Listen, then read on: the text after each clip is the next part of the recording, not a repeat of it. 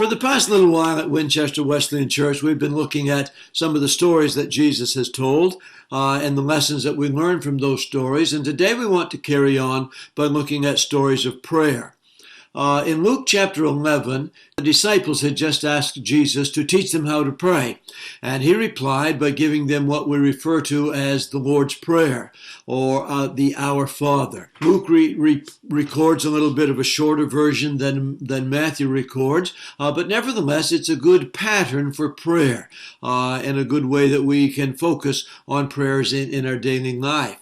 Then Jesus went on in Luke chapter 11 and 18 to give some stories about prayer. And I'm looking at those today, not so much as rules for prayer, but just the philosophy of prayer or the attitude with which we approach prayer, a common man's guide to prayer, not prayer 401 as much as prayer 101.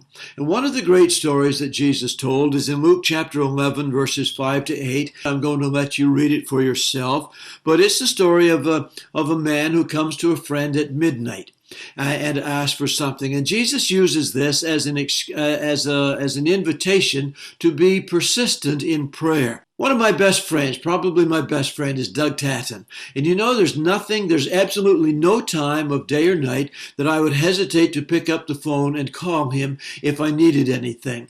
I don't abuse that principle because he is my best friend, and because of that, you just don't go looking for every little thing at any time of day or night. But if I had any particular need that I needed met, I know that he would do his best to do that.